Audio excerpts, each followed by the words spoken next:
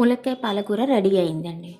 Hi friends, welcome to Triveni's point. నా videos మీకు నచ్చినట్లయితే ప్లీజ్ లైక్ చేయండి, షేర్ చేయండి, మర్చిపోకుండా సబ్స్క్రైబ్ చేయండి. పక్కనే ఉన్న బెల్ ఐకాన్ని ప్రెస్ చేయండి. నా వీడియోస్ మీకు రెగ్యులర్ నోటిఫికేషన్స్ అందుతాయి. ముందుగా మనం ఒక కడాయిని స్టవ్ మీద పెట్టుకొని స్టవ్ ఆన్ చేసుకోవాలండి. కడాయి వేడెక్కిన తర్వాత దీనిలో మనం కొంచెం నూనె వేసుకోవాలండి.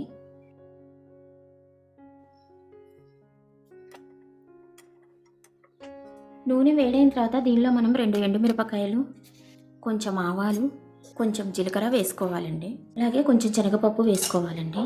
వీటిని మనం బాగా వేయించుకోవాలండి. ఇప్పుడు దీనిలో మనం కట్ చేసి పెట్టుకున్న ఉల్లిపాయ, పచ్చిమిరపకాయ వేసుకోవాలండి. అలాగే దీనిలో కట్ చేసి పెట్టుకున్న ములక్కాడ ముక్కలు వేసుకోవాలండి. దీనిలో టేస్ట్కి సరిపడా సాల్ట్ వేసుకోవాలి. అలాగే కొంచెం పసుపు వేసుకోవాలండి. వీటిని మనం బాగా కలుపుకోవాలి.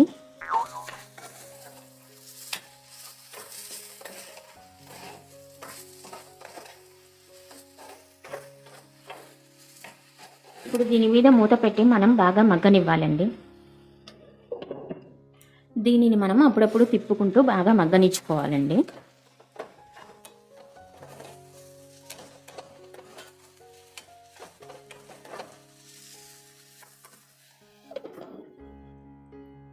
ఈ విధంగా మగ్గిన తర్వాత దీనిలో మనం కొంచెం కారం వేసుకోవాలండి.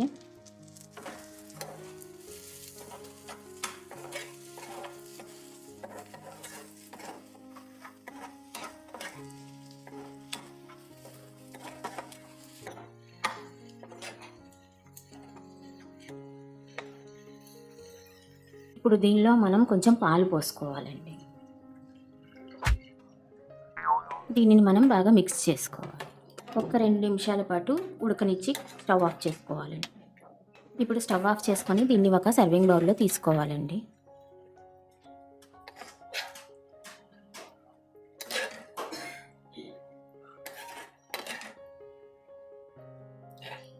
ములక్కాయ పాలకూర రెడీ అయిందండి.